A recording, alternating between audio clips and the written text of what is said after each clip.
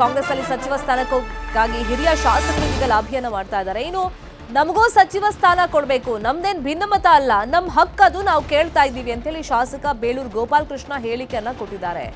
CM ಅನುಮತಿಯನ್ನ ಪಡ್ಕೊಂಡೇ ನಾವು ದೆಹಲಿಗೆ ಹೋಗೋದು, ನಮ್ಮ ಬೇಡಿಕೆಯನ್ನ ವರಿಷ್ಠರ ಮುಂದೆ ಇಡ್ತೀವಿ, ನಮ್ಮ ಸರ್ಕಾರ ಗಟ್ಟಿಯಾಗಿದೆ, ಒಳ್ಳೆ ಬಜೆಟ್ ಕೂಡ ಕೊಟ್ಟಿದ್ದೀವಿ ಅಂತ ಹೇಳಿ ಬೆಂಗಳೂರಲ್ಲಿ ಶಾಸಕ ಬೇಳೂರು ಗೋಪಾಲಕೃಷ್ಣ ಹೇಳಿಕೆಯನ್ನ ಕೊಟ್ಟಿದ್ದಾರೆ. ಭಿನ್ನಮತ ನಾವಿಲ್ಲಿ ಮಾಡಲ್ಲ, ಸಿಎಂ ಪರ್ಮಿಷನ್ ತಗೊಂಡೇ ದೆಹಲಿಗೆ ಹೋಗ್ತೀವಿ, ಇದು ನಮ್ಮ ಹಕ್ಕು, ನಾವು ಕೇಳ್ತೀವಿ ಹೈಕಮಾಂಡ್ ಮುಂದೆ ಅಂತ ಹೇಳಿದ್ದಾರೆ. ನಾವೊಂದು ಸಮಾನ ಮನಸ್ಕರ ಇರುವಂತ ಒಂದಿಷ್ಟು ಹಿರಿಯ ಶಾಸಕರುಗಳಲ್ಲೂ ನಾವು ಸೇರಿದ್ದೀವಿ.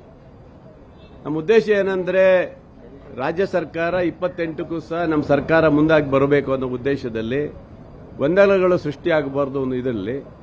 ಹಾಗೆ ನಾವು ಸಹ ಸುಮಾರು 3 ಸರಿ 4 ಸರಿ 5 ಸರಿ ಗೆದ್ದಿರುವಂತಹ ಸೀನಿಯರ್ಗಳಿರೋದ್ರಿಂದ ನಮಗೂ ಸಹ ಮಂತ್ರಿ ಸ್ಥಾನವನ್ನು ಕಲ್ಪಿಸಿಕೊಡ್ಬೇಕು ಅನ್ನೋದು ನಮ್ಮೆಲ್ಲರೂ ಚರ್ಚೆ ಮಾಡಿದ್ದೀವಿ. ನಾವು ಚರ್ಚೆ ಸುಮಾರು 27 ಜನ 28 ಜನ ಇದ್ದೀವಿ. ಎಲ್ಲರೂ ಸೇರಿ ಒಂದೇ ಚರ್ಚೆ, ನಾವು ಬೇರೆ ಏನು ಕೇಳಲಿಲ್ಲ.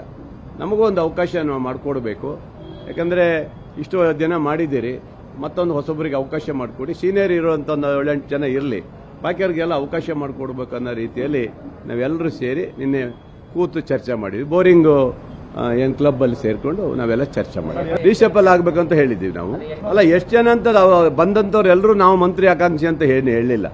ನಮ್ಮಲ್ಲಿ ಯಾರಿಗಾರು ಆಗಲಿ, ಒಟ್ಟಲ್ಲಿ ಚೇಂಜ್ ಆಗಬೇಕು, ಬದಲಾವಣೆ ಆಗಬೇಕು, ಹೊಸ ಇದನ್ನು ತಗೊಂಡು ಮುಂದಿನ ಚುನಾವಣೆಗೆಲ್ಲ ಹೋಗಬೇಕು ಅನ್ನೋ ಉದ್ದೇಶದಿಂದ ನಾವೆಲ್ಲರೂ ಒಂದು ಮುಕ್ತವಾಗಿ ಚರ್ಚೆ ಮಾಡಿದ್ದೀವಿ. ಇದನ್ನ ನಾವು ಮುಖ್ಯಮಂತ್ರಿಗಳಿಗೆ ಉಪಮುಖ್ಯಮಂತ್ರಿಗಳ ಭೇಟಿಯಾಗಿ ಹೈಕಮಾಂಡಿಗೆ ಹೋಗ್ಬೇಕನ್ನೋದು ನಾವು ತೀರ್ಮಾನ ಮಾಡಿದ್ದೀವಿ. ಇನ್ನೂ 7-8 ಜನ ಬರ್ತೀನಿ ಅಂತ ಹೇಳಿದ್ದಾರೆ. ಎಲ್ಲರೂ ಸೇರಿ ನಾವು ನಾಡ್ದು ಡೆಲ್ಲಿ ಹೋಗ್ಬೇಕಂತ ತೀರ್ಮಾನ ಮಾಡಿ. ಹಿರಿಯ ಶಾಸಕರು ಸಭೆ ಸೇರಿ ಹೈಕಮಾಂಡ್ ಭೇಟಿ ಮಾಡೋ ವಿಚಾರದ ಬಗ್ಗೆ ಸಚಿವ ರಾಮಲಿಂಗಾರೆಡ್ಡಿ ಮಾತನಾಡಿದ್ದಾರೆ. ಏನ್ ಹೇಳಿದ್ದಾರೆ ಕೇಳೋಣ. ನಿನ್ನೆ ಸೇರಿದ್ದು ಹಿರಿಯ ಶಾಸಕರು 3 ಬಾರಿ 4 ಬಾರಿ 5 ಬಾರಿ 6 ಬಾರಿ ಶಾಸಕರಾದಂಥವರು ಕೂಡ ಇದ್ದಾರೆ. ಅವರಿಗೆ ಎಲ್ಲರೂ ಕೂಡ ಏನಂದ್ಕೊಂಡಿದ್ರು, 2.5 ವರ್ಷ ಆದಮೇಲೆ ರೀಶಫಲ್ ಆಗುತ್ತೆ, ನಮಗೂ ಅವಕಾಶ ಸಿಗುತ್ತೆ ಅಂತ ಅವರು ಕೂಡ ಅಂದ್ಕೊಂಡಿದ್ರು. ಆದರೆ ಸ್ವಲ್ಪ 2-3 ತಿಂಗಳು ಮುಂದಕ್ಕೆ ಹೋಯ್ತಲ್ಲ, ಅದರಿಂದ ಅವ್ರಿಗೂ ಸಹಜವಾಗಿ ಆಸೆ ಇದ್ದೇ ಇರುತ್ತಲ್ಲ. ಅದರಲ್ಲಿ ವಿಶೇಷವಾಗಿ 4-5 ಬಾರಿ ಗೆದ್ದಂಥವ್ರಿಗೆ ನಾವು ಸಚಿವರಾಗಬೇಕು ಅಂತ ಆಸೆ ಇರುತ್ತೆ, ಅದರಲ್ಲೇನು ತಪ್ಪೇನೂ ಇಲ್ಲ. ಇದು ಮುಖ್ಯಮಂತ್ರಿಗಳಿಗೆ ಉಪಮುಖ್ಯಮಂತ್ರಿಗಳಿಗೆ ನಮ್ಮ ಹೈಕಮಾಂಡ್ ಬಿಟ್ಟಿರ್ತಕ್ಕಂಥ ವಿಚಾರ. ಯಾವಾಗ ತೀರ್ಮಾನ ತಗೋಬೇಕು ಅನ್ನೋದನ್ನು, ಏನು ಮಾಡಬೇಕು, ಯಾರನ್ನು ತಗೋಬೇಕು, ರೀಶಫಲ್ ಆಗೋಂಗಿದ್ರೆ ಅಂತ ಅದು ಹೈಕಮಾಂಡ್ ಬಿಟ್ಟಿರ್ತಕ್ಕಂಥ ವಿಚಾರ. ರೀಶಫಲ್ ಆಗುತ್ತಾ ಸರ್? ಆಗುತ್ತೆ, ಹೇಳೋಕ್ಕಾಗಲ್ಲ, ಆಗ್ಬೋದು ಸರ್. ಆಮೇಲೆ ಹಿರಿಯ ಸಚಿವರೆಲ್ಲನೂ ಸಚಿವ ಸ್ಥಾನ ಕೂಡ ತ್ಯಾಗ ಮಾಡಬೇಕಾಗುತ್ತೆ ಸರ್. ಅವರು 20 ಸಚಿವರನ್ನು ಬದಲಾವಣೆ ಮಾಡಿ ಅನ್ನೊಂದು ಡಿಮ್ಯಾಂಡು. ತ್ಯಾಗ ಮಾಡೋಕ್ಕೆ ತಾವೆಲ್ಲ ರೆಡಿ ಇದ್ದೀರಾ ಸರ್? ಹೊಸಬ್ರಿಗೆ ಅವಕಾಶ ಹೈಕಮಾಂಡು ಏನು ಹೇಳಿದ್ರೆ ಅದಕ್ಕೆ ನಾವೆಲ್ಲ ಕೂಡ ಬದ್ಧರಾಗಿರಬೇಕು. ನಾನೇ ಅಂತಲ್ಲ, ಎಲ್ಲರೂ ಕೂಡ.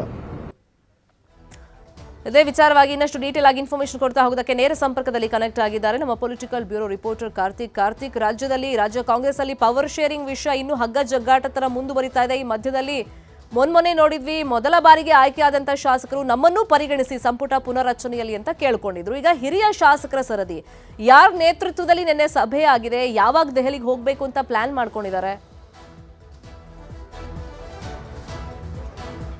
ಶಮಿತಾ ಶೆಟ್ಟಿ, ಬಹಳ ಪ್ರಮುಖವಾಗಿ ಕಾಂಗ್ರೆಸ್ ಸರ್ಕಾರದಲ್ಲಿ ಈಗ ಸಚಿವ ಸಂಪುಟವನ್ನು ಪುನರಚನೆ ಮಾಡಬೇಕು ಅನ್ನುವಂಥ ಒತ್ತಡಗಳು ದಿನೇ ದಿನೇ ಹೆಚ್ಚಾಗ್ತದೆ. ಇತ್ತೀಚೆಗೆ ಈ ಒಂದು ವಿಚಾರಕ್ಕೆ ಸಂಬಂಧಪಟ್ಟಂತೆ ಮೊದಲ ಬಾರಿಗೆ ಆಯ್ಕೆ ಆಗಿರತಕ್ಕಂಥ ಶಾಸಕರು ಕೂಡ ಪತ್ರವನ್ನು ಬರೆದಿದ್ರು. ಅದರ ನಡುವೆ ಈಗ ಹಿರಿಯ ಶಾಸಕರು ಈಗ ತಮ್ಮ ಒಂದು ಏನು ಬೇಡಿಕೆ ಇದೆ ಅದನ್ನು ಹೈಕಮಾಂಡ್ಗೆ ಮುಟ್ಟಿಸುವಂತ ಒಂದು ಕೆಲಸ ಮಾಡೋದಕ್ಕೂ ಕೂಡ ಈಗಾಗಲೇ ಸಿದ್ಧತೆಯನ್ನು ಮಾಡ್ಕೊಳ್ತಾ ಇದ್ದಾರೆ. ನಿನ್ನೆ ತಡರಾತ್ರಿ ಒಂದು ಸಭೆಯನ್ನು ಕೂಡ ಕಾಂಗ್ರೆಸ್ನಲ್ಲಿ ಹಿರಿಯ ಶಾಸಕರು ಅನಿಸಿಕೊಂಡಿರ್ತಕ್ಕಂಥ 20ರಿಂದ 25ಕ್ಕೂ ಹೆಚ್ಚು ಶಾಸಕರು ಸೇರಿದ್ರು. ಅಲ್ಲಿ ಒಂದಿಷ್ಟು ನಿರ್ಧಾರಗಳನ್ನು ಕೂಡ ತೆಗೆದುಕೊಳ್ಳಲಾಗಿದೆ. 2.5 ವರ್ಷದ ಬಳಿಕ ಸಚಿವರಾಗಬಹುದು ಅನ್ನುವಂಥ ರೀತಿಯಲ್ಲಿ ಅವರು ಅಂದಾಜನ್ನು ಮಾಡ್ಕೊಂಡಿದ್ರು. ಆದರೆ ಈಗ ನಾಯಕತ್ವ ವಿಚಾರಕ್ಕೆ ಸಂಬಂಧಪಟ್ಟಂತೆ ಏನು ಜಂಜಾಟ ನಡೀತಾ ಇದೆಯಲ್ಲ, ಆ ಒಂದು ಕಾರಣಕ್ಕಾಗಿ ಈಗಾಗಲೇ 2-3 ತಿಂಗಳುಗಳ ಡಿಲೇ ಆಗಿದೆ. ಆದರೂ ಕೂಡ ಅವರಿಗೆ ಸಚಿವ ಸ್ಥಾನ ಸಿಗುವಂತರ ಬಗ್ಗೆ ಯಾವುದೇ ರೀತಿಯ ಖಾತರಿ ಆಗ್ತಾ ಇಲ್ಲ. ಈ ಒಂದು ಕಾರಣಕ್ಕಾಗಿ ಹೈಕಮಾಂಡ್ ನಾಯಕರನ್ನ ಭೇಟಿ ಮಾಡಬೇಕು, ಹೈಕಮಾಂಡ್ ಮುಂದೆ ನಮ್ಮ ಬೇಡಿಕೆಯನ್ನು ಇಡಬೇಕು ಅನ್ನುವಂಥ ನಿರ್ಧಾರವನ್ನು ಈಗಾಗಲೇ ಮಾಡಲಾಗಿದೆ. ನಿನ್ನೆ ನಡೆದಂಥ ಸಭೆಯಲ್ಲಿ 25ರಿಂದ 30ಕ್ಕೂ ಹೆಚ್ಚು ಶಾಸಕರು ಭಾಗಿಯಾಗಿದ್ರು. ಅಲ್ಲಿ ಸಾಕಷ್ಟು ಚರ್ಚೆಯನ್ನು ಕೂಡ ಮಾಡಲಾಗಿರ್ತಕ್ಕಂಥದ್ದು. ಈಗಿರ್ತಕ್ಕಂಥ ಸಚಿವರನ್ನ ತಕ್ಷಣಕ್ಕೆ ಬದಲಾವಣೆ ಮಾಡಬೇಕು, 20ಕ್ಕೂ ಹೆಚ್ಚು ಸಚಿವ ಸ್ಥಾನವನ್ನು ನಮ್ಮ ಹಿರಿಯ ಶಾಸಕರಿಗೆ ಕೊಡಬೇಕು ಅನ್ನುವಂಥ ನಿಟ್ಟಿನಲ್ಲಿ ಅವರ ಬೇಡಿಕೆಯು ಕೂಡ ಇರ್ತಕ್ಕಂಥದ್ದು. ಇದೇ ಮಾರ್ಚ್ 26ರಂದು ಬಜೆಟ್ ಅಧಿವೇಶನ ಏನು ಕೊನೆಗೊಳ್ಳುತ್ತಲ್ಲ, ಆವತ್ತಿನ ದಿನವೇ ಬೆಂಗಳೂರಿನಿಂದ ದೆಹಲಿಗೆ ಹೋಗೋದಕ್ಕೂ ಕೂಡ ಈಗಾಗಲೇ ಸಿದ್ಧತೆಯನ್ನ ಕಾಂಗ್ರೆಸ್ನ ಹಿರಿಯ ಶಾಸಕರು ಮಾಡ್ಕೊಂಡಿರ್ತಕ್ಕಂಥದ್ದು. ಅಂದ್ರೆ ಹೈಕಮಾಂಡ್ ನಾಯಕರನ್ನ ಭೇಟಿ ಮಾಡಿ ಅಲ್ಲಿ ತಮ್ಮ ಮನವಿಯೇನಿದೆ ಅದನ್ನ ಇಡುವಂತ ಕೆಲಸವನ್ನು ಮಾಡೋದಕ್ಕೆ ಈಗಾಗಲೇ ಅವರು ಸಿದ್ಧತೆಯನ್ನು ಆರಂಭ ಮಾಡ್ಕೊಂಡಿದ್ದಾರೆ. ಅಂದ್ರೆ ಈ ಹಿಂದೆಯೂ ಕೂಡ ಸರ್ಕಾರ ರಚನೆ ಮಾಡಿದಂಥ ಸಂದರ್ಭದಲ್ಲಿ ಕಾಂಗ್ರೆಸ್ನ ಹಿರಿಯ ಶಾಸಕರಿಗೆ ಒಂದು ಭರವಸೆ ಇತ್ತು, 2.5 ವರ್ಷದ ಬಳಿಕ ಕ್ಯಾಬಿನೆಟ್ ರಿಷಬಲ್ ಆಗುತ್ತೆ ಅಂತ ಒಂದು ಸಂದರ್ಭದಲ್ಲಿ ನಮ್ಮೆಲ್ಲರಿಗೂ ಕೂಡ ಸಚಿವ ಸ್ಥಾನ ಸಿಗತ್ತೆ ಅನ್ನುವಂಥ ಭರವಸೆಯಲ್ಲಿ ಇದ್ರು. ಆದ್ರೆ ಆ ಒಂದು ಭರವಸೆ ಸದ್ಯಕ್ಕೆ ಹುಸಿಯಾಗಿದೆ.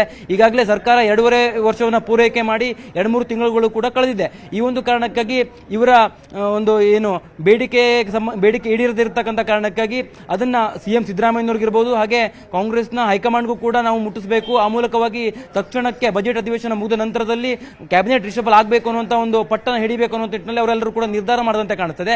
ಅದೇ ಒಂದು ಕಾರಣಕ್ಕಾಗಿ ನಿನ್ನೆ ಸಭೆಯನ್ನು ಸೇರಿದ್ರು. ಸಭೆಯಲ್ಲಿ ನಿರ್ಧಾರವೂ ಕೂಡ ತೆಗೆದುಕೊಳ್ಳಲಾಗಿದೆ.